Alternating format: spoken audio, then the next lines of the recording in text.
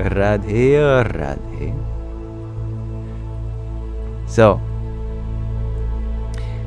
in the interest of spending more time with my father, let us move on to a brief reading.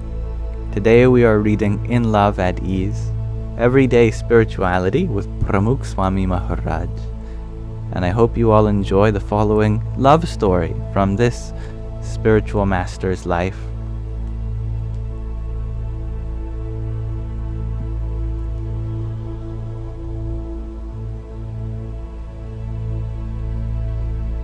Swami Shri's love was replete with patience, the kind that waited indefinitely.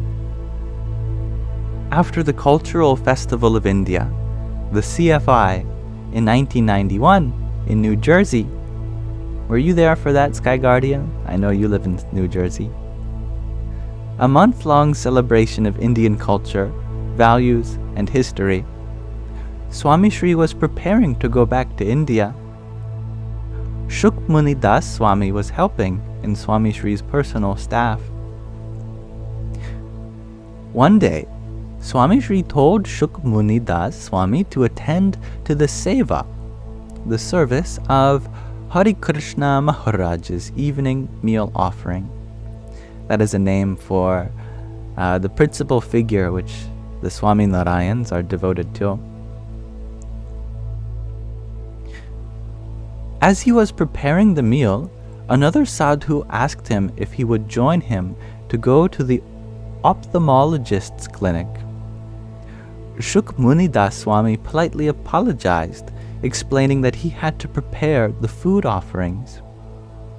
Swami Shri overheard the conversation and told Shukmuni Das Swami that he will make alternative arrangements for Hari Krishna Maharaj's seva so he could accompany the other sadhu to the clinic.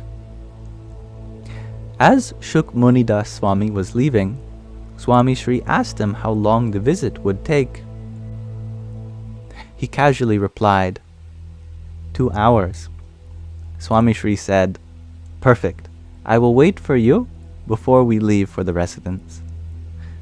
Shukmuni Das Swami and the other sadhu were delayed and did not return until almost 11:30 p.m. The entire CFI complex was empty and most of the lights were off. Shukmuni Das Swami felt guilty for falling behind schedule. He went into the mobile home trailers to take Swami Shri's bags and then head to Swami Shri's residence. When he opened the door, he was startled to see Swami Shri sitting there under a small reading light, talking to 2 bhaktas, devotees, and reading letters. Swami Shri smiled and said, "Ah, you are back." Shukmuni Das started apologizing profusely. The Guru was calm. "I told you I would wait for you. Everyone wanted me to leave, but I informed them that I had already told you I would wait.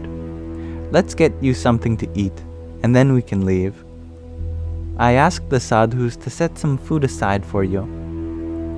Swami Shri stood up, helped warm the food, and served Shukmuni Das Swami while he ate. On their way back to the residence, Shukmuni Das Swami's feelings of guilt resurfaced. Swami Shri turned around in the front seat and said, "You serve well. You work hard. The least I can do is wait. Do not feel guilty. I would wait for you 100 times over."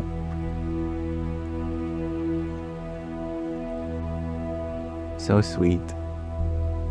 Swami Shri did not only coddle with his love, but he expected and encouraged those he loved to achieve the best version of themselves. He set them free to gain and grow in a way that was best for them. His love did not tie down or control.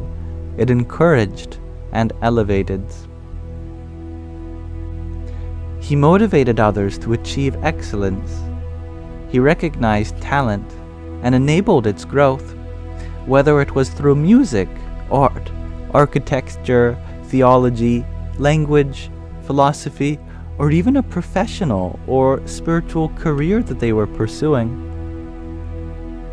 In the late 1970s and through the early 1980s, Swami Shri set off a revival of the classical and folk art, music, architecture, and literary traditions of Gujarat and India, which would eventually culminate into a full resurgence.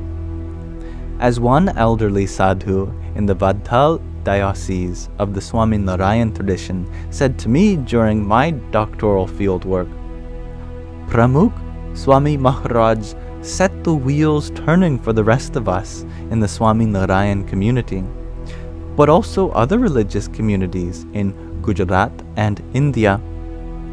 Sadhus and bhaktas were encouraged to excel. The bhakti world, and especially the bhaktas and sadhus, once again became the epicenter of literary, musical, and theological excellence. He encouraged his people, and we followed, often out of the sheer need to keep up and stay relevant, but mostly because we were inspired from a distance.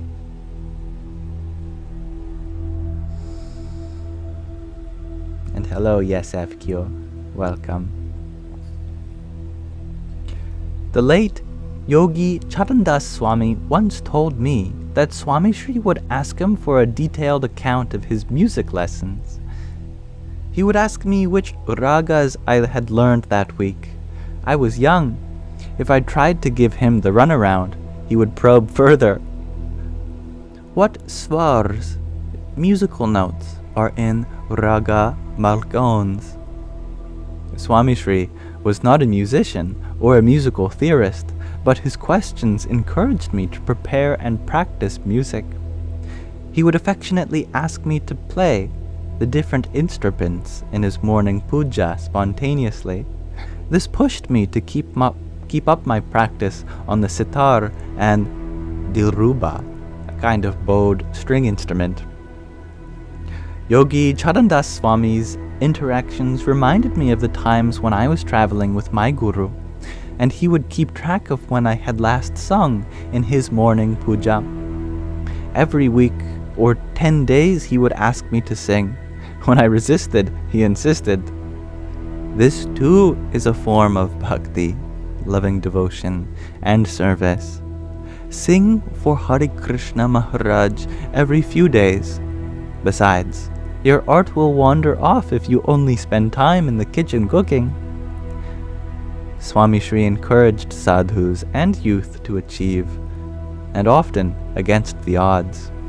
Hundreds of sadhus studied music, theology, art, and architecture under Swami Shri's guidance to eventually create a renaissance of bhakti in the 1980s through 2000s in the production of ornate stone-carved temples, musical compositions, theological treatises, and literary masterpieces which appealed to the masses. And let's continue reading this at another time, but for now I thank you all for listening with this little snippet into another facet of Swami Pramukh Maharaj's life. I got the order wrong. Pramukh Swami Maharaj's life. Thank y'all. All the proceeds of this book go to help tribal education schools in India. So that's wonderful. And thank you, MJ, for your hand hearts. Hari Om Tat Sat.